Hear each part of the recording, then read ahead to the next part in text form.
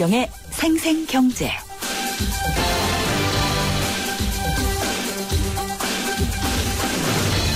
안녕하십니까, 김윤경입니다. 스펙이라는 말 다 아시죠? 원래는 기계의 사양을 나타내는 말인데요.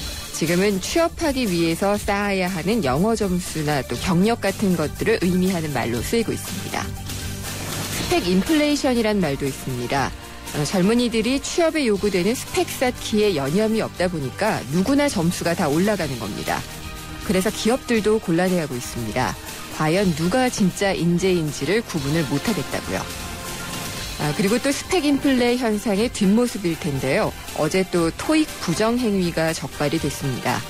전기공학 전공자가 직접 초소형 무선 영상 송수신 장치를 만들어서 수험자의 점퍼 옷깃에 달고 문제를 풀게 하고 그 영상을 받는 수법이었습니다. 토익 점수 높이기 위해 들이는 돈도 만만치 않죠. 학원도 다녀야 되고 시험도 자주 봐야 되고요. 그래도 점수가 생각만큼 안 오르니까 조바심에 이런 범죄의 마음이 기울어지지 않았나 싶습니다. 영어 잘하면 좋습니다. 그렇지만 범죄 행위를 통해서라도 난 좋은 회사에 들어가야겠다. 이런 입장만큼 위험한 게 있을까요? 점점 결과가 모든 것이라고 생각하는 사고가 만연하고 있는 것 같아서 상당히 안타깝습니다. 오늘 경제 핫이슈 가계부채 1,000조 원 문제를 2부와 3부에서 모두 준비했습니다. 2부에서는 가계부채의 규모보다 더 걱정인 부채의 성격, 그리고 갚을 수 있는지 상환 능력을 통해서 꼼꼼히 가계부채를 진단을 해보고요. 또 3부에서는 가계부채에서 꼭 언급돼야 될 부동산 문제를 짚어보도록 하겠습니다. 김윤경의 생생경제 1부 시작합니다.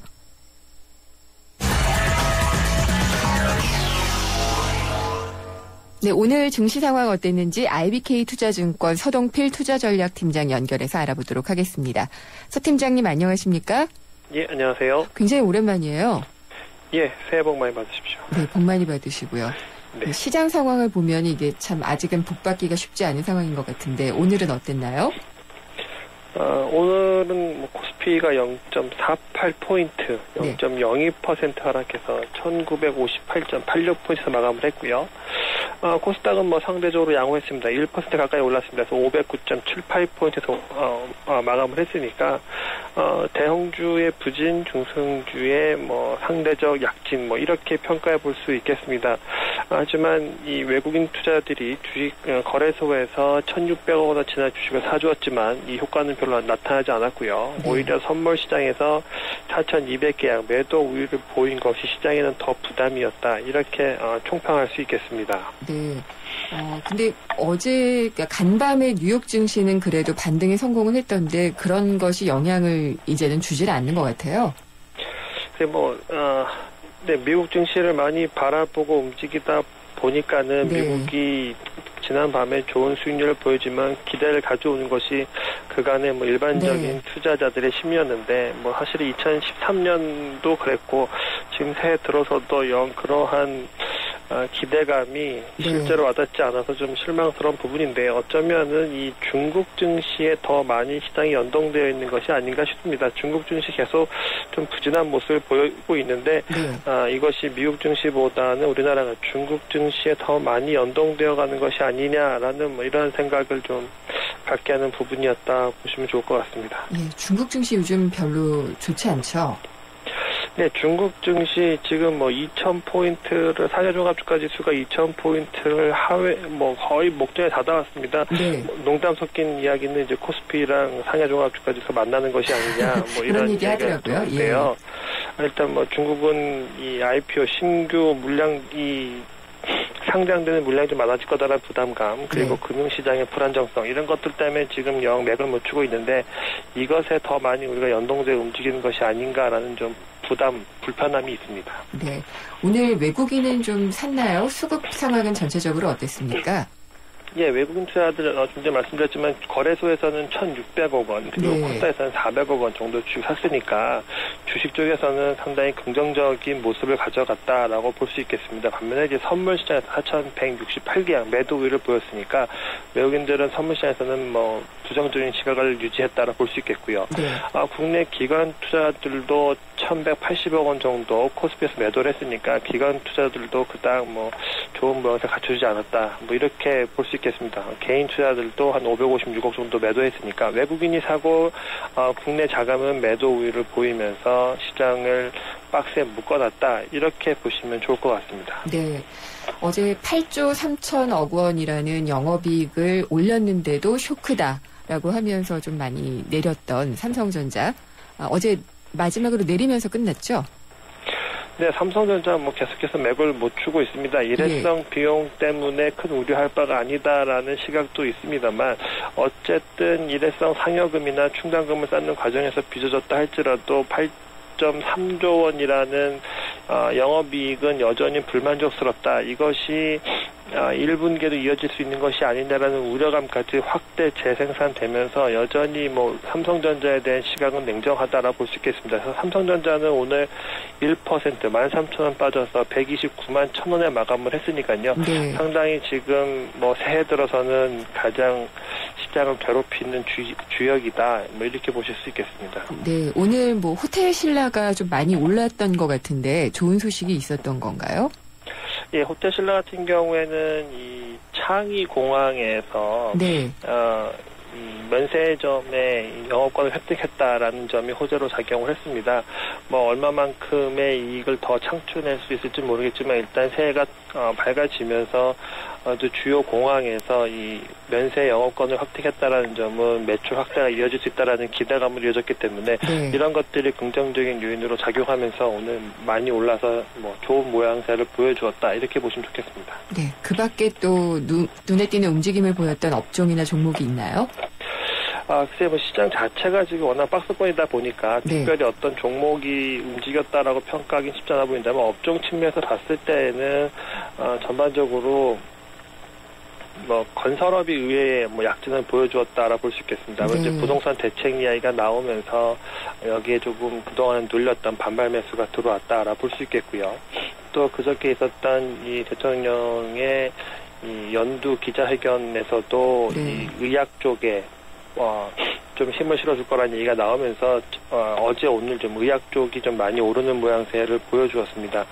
이런 것들이 아마 정책의 효과에 좀 힘입어서 올랐다라 볼 수 있기 때문에 1월 효과를 누리는 데는 의약품과 건설업이 좀 앞장섰다라고 보시면 좋을 것 같습니다.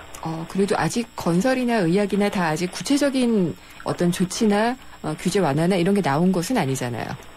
예, 그렇습니다. 일반적으로 1월 효과다라고 네. 하는 것이 중소형주가 좀 많이 약진을 하는 것이 1월 효과입니다. 시장이 다 오른다기보다는 중소형주들이 정책의 기대감 이런 것들로 인해서 좋아질 거다라는 기대감으로 오르는 것이 1월 효과인데 오늘 업종의 움직인 거 보면은 중소형주 코스닥이 좀 잘 움직였다는 점 그리고 네. 말씀드렸던 것처럼 업종 측면에서 의약품이나 건설업이 움직였다라는 점 이런 거는 대통령의 연두 기자회견이나 또 전반적인 시장 분위기상을 봤을 때는 1월 효과를 입고 있다.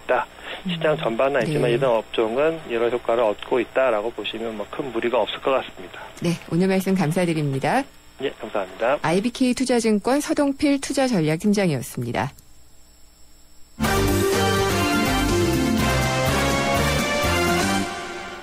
네, 오늘은 또 어떤 경제 뉴스들이 있었는지 알아보겠습니다. 한국일보 이성철 산업부장입니다. 안녕하십니까? 안녕하세요. 네, 저비용 항공 타보셨어요? 네, 타봤습니다. 저는 안 타봤는데 점유율이 벌써 50%를 돌파하고 있다라는 소식이네요. 작년에 이제 제주 기점의 국내선. 네. 네, 그 집계를 해보니까 저비용 항공사의 점유율이 사상 처음으로 50%를 돌파했다고 합니다. 제주 기점으로? 예, 제주 기점 전체 승객이 작년에 연인원 1,823만 명이었는데 네. 이 중에 저비용 항공사 그러니까 5개가 있는데요. 제주항공, 진에어, 에어부산, 이스타항공, TA항공 네. 이 5개 저비용 항공을 이용한 승객이 979만 명. 그래서 53.7%의 점유율을 차지했다고 합니다. 네.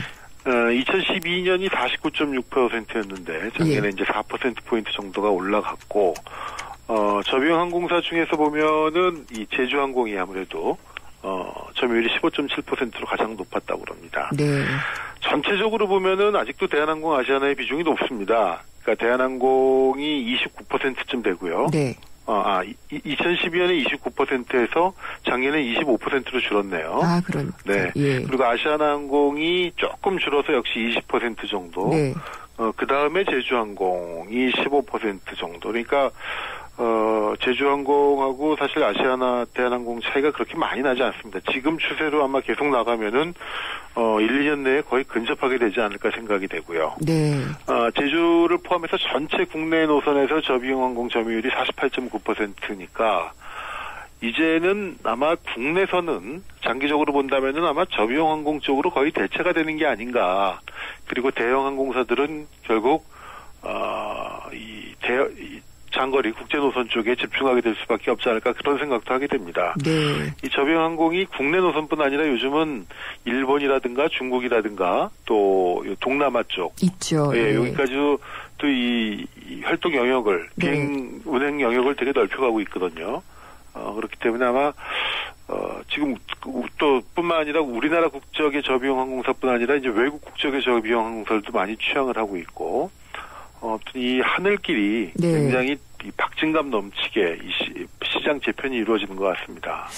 긍정적인 측면에서는 그렇게 보는데요. 제가 저비용 항공을 안 타는 이유 중에 하나는 아직도 안전에 대한 어떤 불안감이 있기 때문에 네. 비용을 조금 더 내더라도 안전하게 가자 이런 차원이거든요. 네. 이제 많은 분들이 이제 그런 부분을 좀 걱정을 하시죠. 네. 아무래도 이제 대형 항공사들 또 인지도 이런 걸 따져서 하는데 저비용 항공에 이제 계신 분들 얘기 들어보면은 저비용 항공에서 뭐 사고가 난 게 실제 있었느냐 이제 이런 말씀도 많이 하고 특히 이제 네. 국내 노선 같은 경우는 모르겠습니다. 이제 사실 사고율이라는 게 아무리 뭐 무사하다가도 한 번 나면은 이제 그거 자체가 워낙 크게 각인이 되곤 하는데 저도 타봤는데 저는 아무튼 전혀 불편함이 없었습니다. 네. 그러니까 전에 저는 또 이제 필리핀 국적 그 저비용 항공사가 네. 한번 또 큰 위험이 있었던 적이 있었잖아요. 그런 기억도 나고 뭐 그런데 이제 짧은 노선 같은 경우에는 오히려 이제 저비용 항공을 이용하는 것이 안전하게만 하다면 상당히 좀 경제적이다 이런 생각도 좀 들고요. 지금까지는 어쨌든 안전성 문제가 한 번도 제기된 적은 없었으니까요. 국내에서. 네, 어쨌든 그건 이제 뭐 이제 소비자들의 선택의 문제인 것 같습니다. 조금 더 내고 좀 더 안전해 보이고 좀 더 편안하게 갈 것이냐 아니면 조금 덜 내고 이 저비용 항공을 탈 것이냐가 이제 뭐 선택의 문제가 될 수밖에 없겠죠. 네. 이제는 정말 좀 지루할 정도로 많이 나오는 문제인데 엔화 약세 문제. 근데 이제 정부가 이거를 대외 위험 요인으로 아마 처음으로 분류를 했나요? 네, 이제 공식적으로 언급을 했습니다. 이제 기획재정부에서 매년 내는 경기 보고서가 있죠. 이 그린북이라고요. 표지가 이제 녹색이라고 그래서 그린북이라는 이름이 붙었는데 여기 이제 엔고 문제를 오늘 언급을 했습니다. 오늘 1호로가 나왔는데. 엔저. 네, 엔저 문제가요. 미국의 재정 양적 완화 리스크와 엔화 약세 등 대외 위험 요인이 여전하다 이런 얘기를 했습니다. 네. 근데 지난번 보고서 때까지만 하더라도 우리나라의 대외 리스크, 대외 위험 요인은 미국의 재정 리스크 또 양적 완화 리스크 두 가지 정도만 언급이 됐었거든요. 근데 오늘 보고서엔 드디어 이런 워딩이 이제 새로 들어간 겁니다. 엔화 약세를 대외 위험 요인으로 재정경제부가 경기 관련 공식 보고서에 이제 처음으로 언급을 했다는 겁니다. 그렇군요. 그만큼 이제 엔저 문제를 정부가 심각한 대외적인 리스크 요인으로 보고 있다 이런 얘기인데. 그리고 지금 특히 이제 작년 말 기준으로 지금 엔화 환율이 105엔, 지금도 104, 105엔 정도에서 움직이고 있고, 한때 1,000원 지금, 우리 원엔 환율로 보면은 1,000원 밑으로까지 떨어진 적이 있었지 않습니까? 그런 측면에서 본다면은 지금은 어쨌든 우리 경제에 부담을 줄 수 있는 정도까지 엔저가 진전이 되고 있다. 그리고 앞으로 그 속도가 더 강화될 수가 있다, 빨라질 수가 있다. 이런 우려가 지금 깔려 있는 것으로 정부는 보고 있는 것 같습니다. 아베의 윤전기를 좀 막아야 되지 않을까. 글쎄요. 이게 결국 일본한테도 부담이 될 수밖에 없는 건데 일본은 어쨌든 장기적인 문제보다는 단기적인 일단은 경기 회복이 더 급한 상황이기 때문에 이렇게 가고 있는데 아마 이 미국이 본격적으로 양적 완화에도 들어가게 되고 그러면은 그리고 달러가 조금이라도 강해지고 그러면은 아마 엔저는 더 확대가 될 가능성도 지금 있어 보입니다. 네. 저희 생생경제에서도 이따가 또 다시 한번 짚어볼 문제이기는 한데 전체 이제 가계대출 중에서 12월에 주택담보대출이 2조 2천억 원이 상당히 많이 늘었네요. 늘었다는 소식이 있는데. 이게 이제 이른바 막달 효과라고 그러는데요. 네. 작년 말에 여러 가지 이제 부동산 관련 조치들이 한시적으로 운용이 됐던 게 있습니다. 네. 생애 최초 주택 구입자에 대한 취득세 면제라든가 양도세 5년 한시 면제라든가 이런 이른바 4.1 부동산 조치의 여러 가지 내용들이 연말까지만 시행이 되는 것들이 있었습니다. 그렇기 때문에 연말까지 주택 거래를 해야지만 이런 세제 지원을 받을 수가 있었고, 그래서 작년 말에 요 혜택을 받기 위해서 주택 거래가 늘고 또 네. 주택 거래가 늘다 보니까 주택담보대출도 더불어서 늘어나는 그런, 그래서 이제 이른바 막달 효과, 이런 한시적인 조치에 마지막 달에 나타나는 막달 효과가 나타났던 것 같은데, 어쨌든 12월 전체적으로 가계대출이 2조 3천억이 늘었고요. 네. 그중에 주택담보대출이 2조 2천억 원이었으니까 상당히 좀 많이 늘어나는 그런 측면이 있었던 것 같습니다. 근데 이렇게 되면 항상 근데 막달 효과 다음에는 절벽 효과가 생기게 되죠. 맞아요. 예. 예, 항상 모든 조치가 한시적 혜택 조치가 나오면은 그 마지막 달까지는 몰리다가 네. 그 뒤가 나면 뚝 끊어지는 이른바 절벽 현상이 나타나게 되는데, 이럴 글쎄요, 지금 뭐 정부에서도 부동산을 좀 살리기 위해서 여러 가지 군부를 떼고 있고, 네. 또 세제 관련 조치들이 새롭게 통과가 된 게 있기 때문에 뭐 심각한 절벽 현상이 나타나지는 않을 것으로 보입니다만은 올 1월도 조금은 어쨌든 1, 2월은 좀 한 템포 쉬고 가는 그런 아마 국면이 되지 않을까 싶습니다. 이 부장님은 부동산 가격이 어떻게 갈 걸로 좀 전체적으로 중장기적으로 보시나요? 저는 글쎄요, 제가 전문가는 예. 아닙니다만은 저는 사실은 별로 이렇게 오를 요인이 별로 없는 게 아닌가. 네. 저도 그렇게 생각이 됩니다. 그러니까 주변에 우리가 얘기를 해봐도 네. 확실히 집을 정말 악착같이 사야 되겠다는 분들이 확실히 적어요, 과거에 비하면. 그렇죠. 네, 또 예. 사겠다는 분들 혹은 또 넓혀가겠다는 분들, 이런 분들이 우리 주변에서 얘기하다 보면은 우리가 그걸 쉽게 느낄 수 있습니다. 옛날에는 어떻게든 집부터 사야 되겠다. 네. 그리고 애들 크기 전에 어떻게든 좀 집을 넓혀가야 되겠다. 또 애들 대학 가기 전에 조금 학군 좋은 데로 가야 되겠다라는 분들이 굉장히 옛날에는 그런 분들이 너무너무 많았거든요. 절실했고. 네. 확실히 그런 게 요즘 주변에서 대화를 하다 보면은 그러한 절실함이 옛날만큼 강하지가 않습니다. 그게 바로 지금의 주택 수요를 나타내는 것이 아닌가, 그런 생각을 합니다. 네. 근데 또 부동산 시장이 이런 식으로 계속 또 침체 국면을 맞게 되면은 자산 가격이 하락하니까 또 내수가 위축되는 그런 것들이 또 우려가 되고요. 전체적으로 보면은 지금 네. 부동산 가격뿐 아니라 모든 게 다 저성장 국면 아니겠습니까? 네. 그 저성장 자체가 하나의 새로운 노말이 된 상태다 보니까 네. 주택 가격의 어떤 글쎄요, 계속 떨어지면서 약간 물론 주택 가격도 물가 상승률 정도만큼은 올라야지 정상인데, 어쨌든 주택 가격도 이렇게 그냥 이 상태로 횡보하는 것, 네. 떨어지지 않는 것 정도, 이게 하나의 새로운 또 노말이 아닐까 하는 생각도 하게 되고요. 네, 알겠습니다. 네. 오늘 말씀 잘 들었습니다. 네. 한국일보 이성철 산업부장이었습니다. 미안해 깎아주지 못해서 실로가 이름으로 깎아줄 테다. 하지만 11번가로 가면 다양한 할인에 마법으로 모든 걸 깎아줄 테야. 카드 할인, 포인트 할인, 쿠폰 할인, 모바일 할인. 시스타와 함께 할인의 마법은 계속된다. 11번가. 생생경제 1부 함께 하셨습니다. 잠시 후 2부에서는 가계부채 천조원 시대를 진단을 하고 해결책을 모색해 보겠습니다. 살아있는 녀석, 깨어있는 방송. 유사품 하요.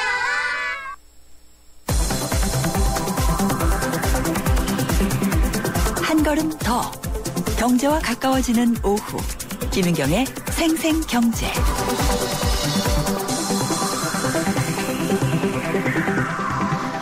세상의 베이스가 되다 포스코 협찬으로 김은경의 생생경제 2부 시작합니다. 생생경제 직접 참여하실 수 있습니다. YTN 라디오의 앱 예스가 있고요. 짧은 문자는 50원, 긴 문자는 100원이 부과되는 휴대전화 우물정의 0945번. 트위터는 YTN_이코노미고요. 웹사이트 김은경의 생생경제로 의견 보내주십시오. 여러분의 많은 의견 기다리겠습니다. 김은경의 생생경제. 여러분 혹시 갚아야 할 빚이 얼마나 되시나요? 우리나라 전체 가계빚이 1,000조 원을 넘어섰습니다. 작년 후반부터 본격적으로 가계부채가 우리 경제의 최대 뇌관이다. 이런 걱정과 지적을 또 우리 생생경제에서도 여러 전문가분들과 수차례 나눈 바가 있는데요. 단순히 1,000조 원이다. 이런 규모도 문제기는 하지만 또 부채의 성격이나 추세를 파악하고 또 대책을 고민해야 될 때가 아닌가 싶습니다. 이런 내용 말씀을 해주실 한국금융연구원의 임진 박사님 연결하도록 하겠습니다. 임 박사님 안녕하십니까? 예, 안녕하십니까? 네. 저희가 새해 첫 방송 때도 가계부채 문제를 얘기를 했어요. 그러면서 이제 규모보다는 그 질이 문제다, 성격이 문제다라는 점을 지적을 했었는데 이번에도 좀 내용들을 보면 작년부터 보면 생계형 부채가 좀 많이 늘어나고 있다, 비중이. 그런 얘기들이 많이 나오고 있거든요. 예, 그 가계부채가 느는 것은 과거서부터 2000년 들어서면서부터 가계부채가 지속적으로 증가를 하고 있었는데요. 네. 2000대 중반 또 2009년 10년까지 가계부채가 늘어났던 주된 원인은 주택 구입 목적의 가계부채가 주로 늘었습니다. 근데 이제 한 작년, 그러니까 2010년 이후부터는 주택 가격 상승에 대한 기대가 많이 약화되면서 주택 구입 목적의 그 가계 부채가 늘어나기보다는 주로 생활비 목적의, 다시 말해서 의료비나 통신비 또는 교육비, 전월세 같은 어떤 생계비 목적의 가계 부채가 늘어나고 있는 것으로 판단됩니다. 네, 그러면은 이제 주택담보대출이나 그러니까 주택과 관련된 대출을 제외하고 마이너스 통장을 만들어서 대출을 받는다든지, 또 예금이나 적금담보대출을 받는다든지 이런 것들을 생계형 부채라고 볼 수가 있을까요? 예, 맞습니다. 가계 대출을 받을 때 일반적으로 대출자가 은행의 그 용도를 체크를 하게 돼 있습니다. 그렇지만 그것들은 그렇게 신뢰성이 높지는 않고요. 대체로 주택 구입 목적일 때는 거액입니다. 1억 이상 정도 이렇게 거액이지만 최근 들어서 늘어나고 있는 그 가계 대출을 보게 되면 이제 소액, 또 신용대출이나 카드대출이 늘어나고 있습니다. 이것은 주택 구입 목적이라기보다는 어떤 소액의 어떤 자금 융통을 위해서 빌리는 것인데요. 또한 빌리는 그 기관을 보더라도 은행보다는 비은행권, 다시 말해서 서민 밀착형 영업을 하고 있는 금융권에서 많이 늘어나고 있습니다. 이런 것들은 주택 구입용이라기보다는 어떤 생활비 용도의 어떤 생계형 부채라고 볼 수가 있습니다. 네, 근데 이제 집이라도 사면은 나중에 집이라도 남으니까 집을 팔아서라도, 물론 이제 집값이 많이 떨어져서 문제가 되고는 있지만은 이런 생계형 부채 같은 경우에 정말 돈만 빌리는 것이기 때문에 자칫 잘못해서 못 갚게 되면은 또 이게 상당히 좀 위험해지잖아요. 예, 맞습니다. 주택 구입 목적일 경우에는 대출을 받아서 주택을 구입을 하게 되면 그만큼 가계 자산이 늘어나게 되는 거거든요. 그래서 그 돈이 실제로 소비돼서 없어지는 것이 아니라 실제로 어떤 자산의 형태로 남아 있습니다.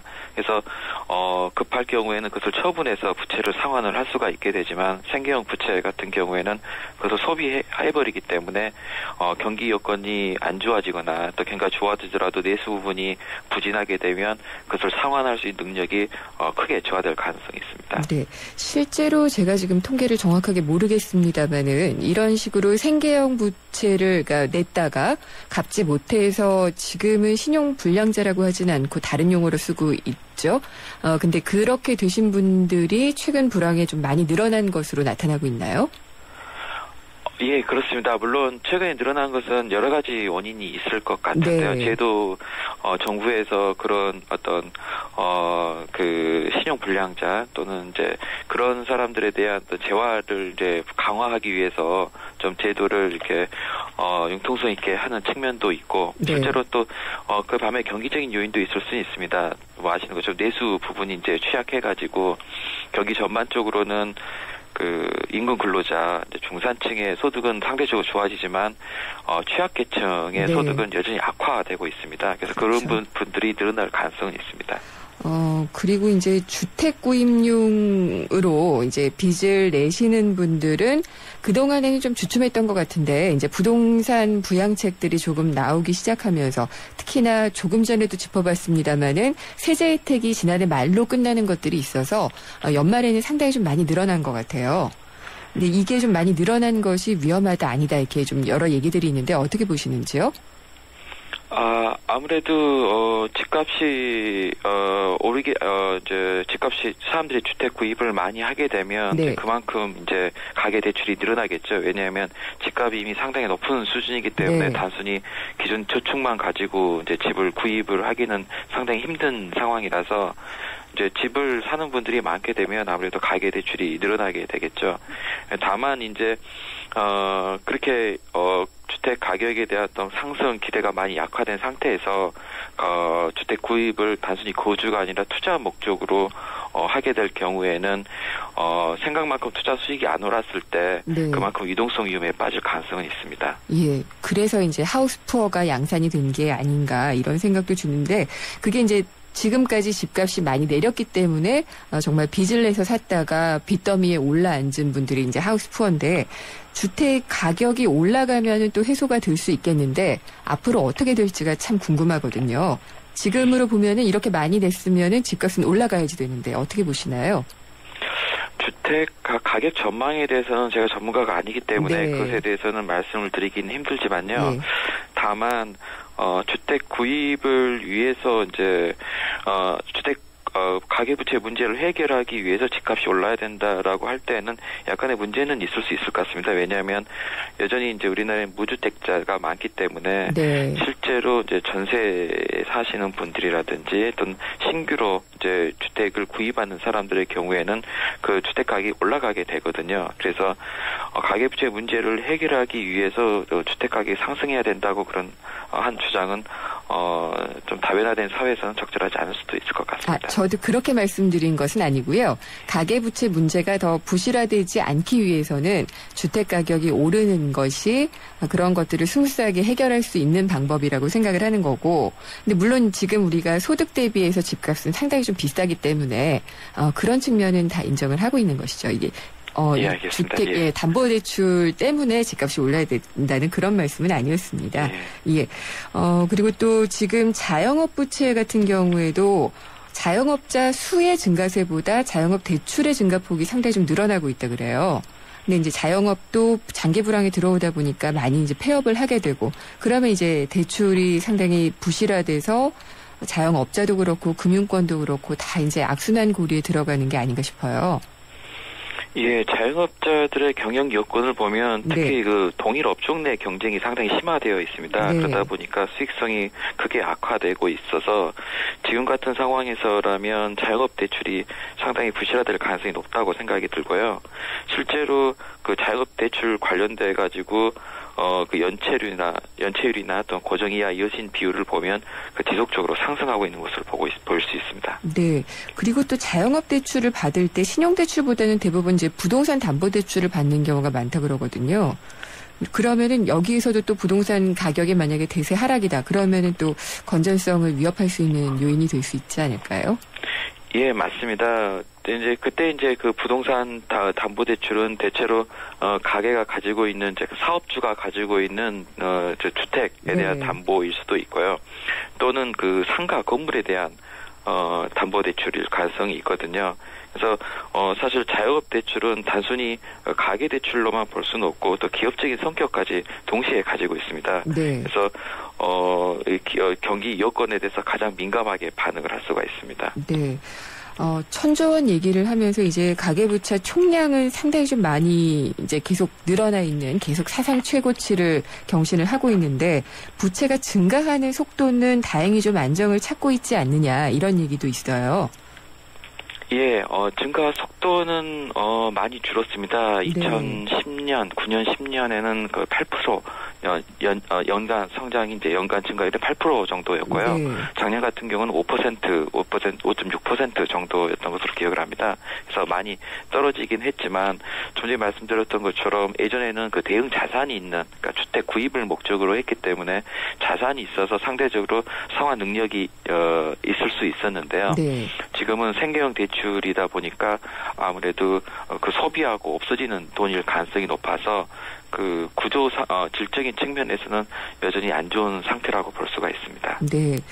금융위기 이후에 미국에서는 아직까지도 디레버리징, 빚을 다 이제 없애가는 그런 과정이 진행이 되고 있잖아요. 우리나라도 이렇게 1,000조 원이나 되는 가계부채는 정말 어떻게든 좀 해결을 해야 될 텐데 이게 경제학 이론적으로는 어떤 식으로 해결을 해야 된다고 얘기를 하고 있나요? 가계부채는 결국은 금융적인 현상이라기보다는 실물 어떤 현상에 대한 어떤 반영으로 볼 수가 있거든요. 네. 그래서 가계부채 문제를 원천적으로 해결하기 위해서는 어떤 금융 측면에서의 어떤 해결 방법보다는 어떤 고용, 일자리 측면에서의 어떤 대책이 필요하다고 봅니다. 특히 네. 최근 말씀드렸던 것처럼 취약계층의 가계부채 문제가 심각해지고 있기 때문에 그분들에 대한 일자리 제공이 우선돼야 된다고 생각을 하고요. 이와 관련돼서 고령층이라든지 또는 청년층 그리고 여성들에 대한 일자리 창출이 무엇보다도 필요하다고 생각이 됩니다. 네, 그러니까 지금 어떤 국내 총생산이 늘어나는 것도 보면은 소득 증가율이 대부분 기업 쪽에 쏠리고 있다 이런 얘기가 많이 나오던데 그런 것들이 고용으로 이어지면은 좀 선순환 고리가 마련될 수도 있겠네요. 예, 맞습니다. 방금 말씀하셨던 그런 낙수 효과가 최근 들어서 굉장히 약화된 측면이 있습니다. 그러다 보니까 가계와 기업 또는 수출 기업과 어떤 내수 기업 그리고 제조업과 서비스업 이런 부문별 불균형이 이제 크게 확대가 되어서 사실은 한 부분에서의 어떤 성장의 과실이 다른 부분으로 이어지는 게 굉장히 약해져 있습니다. 그러다 보니까 취약계층, 그러니까 중소기업 또 내수 부분 또 서비스업에 종사하는 부분들의 어떤 가계부채 문제가 심각해지고 있는 것입니다. 네. 그리고 또 그런 말씀들도 해요. IMF 때는 모아둔 적금도 깨고 해서 유지를 했는데 지금은 불황이 워낙 오래되다 보니까 이제 더 이상 꺼내 쓸 돈도 없다. 그래서 전혀 정말 그때랑은 달리 대비책도 없고 그러니까 또 빚을 내고 하는 그런 악순환이 되는 게 아니냐 이런 얘기들도 하고요. 예, 특히 방금 말씀하셨던 것들은 자영업자들과 관련돼서 특히 이야기가 될 수 있을 것 같은데요. 자영업 추세를 보면 2010년 하반기부터 자영업자들이 많이 늘었거든요. 네. 그것은 베이비붐 세대들이 은퇴를 하면서 자영업에 진출하면서 자영업자들이 는 건데요. 그분들이 처음에 자영업 진출을 할 때는 퇴직금을 가지고 시작을 하는데 지금 한 2년 이상, 3년 가까이 내수 부진이 되면서 자영업 수익이 그렇게 늘지 못하고 있습니다. 네. 그래서 그분들이 퇴직금 갖고 시작을 했지만 점점 그 퇴직금을 까먹는 그 단계가 된 것 같고요. 그런 의미에서 내수 부진이 지속될 경우에는 자영업자들의 대출이 상당히 부실화될 가능성이 높다고 생각이 됩니다. 지금 금융권에서 이게 실제적으로 금융권 부실로 전이가 되는 그런 상황은 아직까지는 아닌 거죠. 물론 막아야 되겠지만은요. 예, 일반적으로 가계대출 총량에 대한 비중을 보면 아무래도 고소득층 또는 신용 등급이 상당히 좋으신 분들이 대출을 많이 받았거든요. 그래서 그 전체 총량에 비해서 부실화될 가능성이 있는 어떤 가계대출 총량은 그렇게 많지는 않습니다. 네. 다시 말해서 전체 총량 자체는 많지는 않지만 그래서 이제 부분적인 취약성들이 심화되고 있을 뿐이지 이게 어떤 금융권에서 시스템 리스크로 확대될 가능성은 그렇게 크지 않다고 봅니다. 네. 그리고 이제 문제가 되는 게 이런 취약계층들이 대개는 또 다중채무자인 경우가 많이 있잖아요.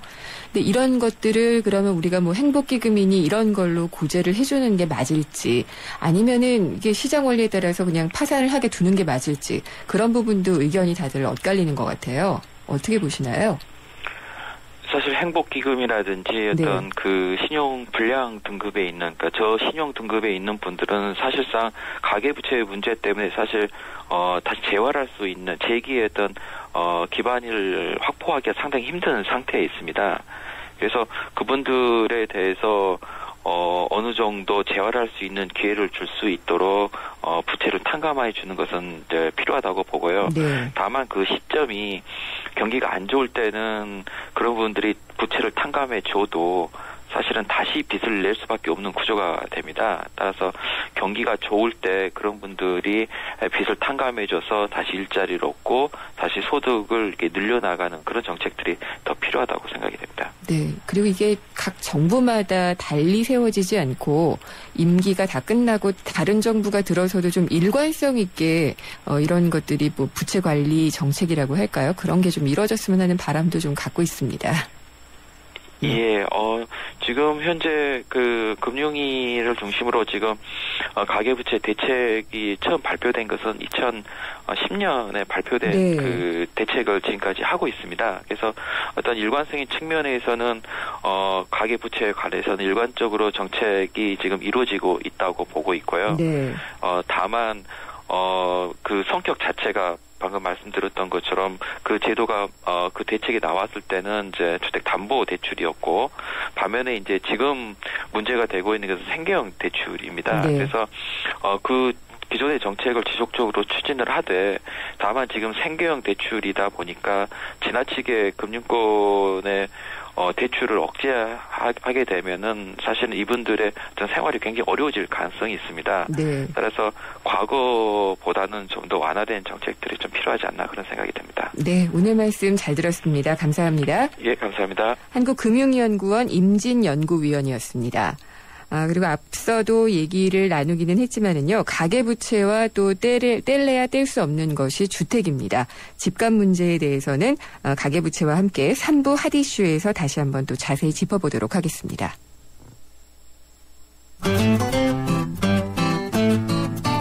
생생경제를 다양하게 만나는 방법. YTN 라디오 앱 예스와 웹사이트 김윤경의 생생경제 또는 트위터 YTN_이코노미로 실시간 듣기와 다시 듣기를 하실 수 있고 방송 내용에 대한 문의와 의견을 주실 수 있습니다.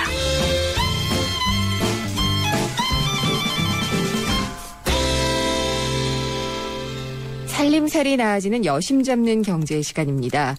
최근에 3만 원의 평생연금 만들기 프로젝트를 내세운 웹사이트가 운영이 됐습니다. 그래서 3만 원으로 5억 벌기. 굉장히 황당한데요. 이런 홍보성 게시물들이 일파만파 퍼지고 있다고 합니다. 그래서 정부 당국이 정확한 실태 파악을 해야지 되는데 지금 또 그런 것은 이루어지지 않고 있다고 하는데요. 3만 원으로 어떻게 5억을 버나 저도 상당히 좀 궁금한데 생활경제상담센터 푸른살림의 박미정 센터장과 함께 자세한 얘기를 좀 나눠보도록 하겠습니다. 안녕하십니까? 네, 안녕하세요. 네. 아니 이런 그 황당한 뻥튀기가 있나요? 3만 원 넣으면 5억이 벌어진다. 이게 뭐 어떤 얘기인가요? 아니 이게 진짜 가능한 일이 가당키나 한가 모르겠는데 예.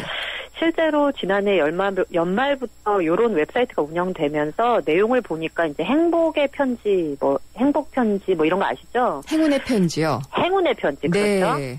그 5,000원씩 6명에게 3만 원을 입금해서 사이트를 가입을 하게 되면 또 같은 방식으로 10명을 가입시킬 수가 있고 그들로부터 각각 5,000원씩 5만 원을 받을 수 있는데 네. 이 10사람이 또 10명씩을 가입시키고 이런 식이에요. 그래서 5단계를 거치니까 한 네. 10만 명이 5,000원씩 보내게 되니까 5억 5천만 원을 받을 수 있다. 이런 계산입니다. 다단계네요? 한눈에 아실 수 있죠? 네.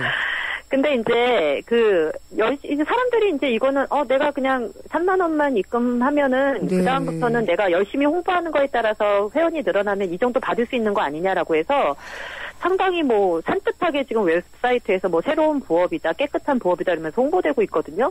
이런 또 금융 피라미드 수법이 또 전형적이잖아요, 사실 이게.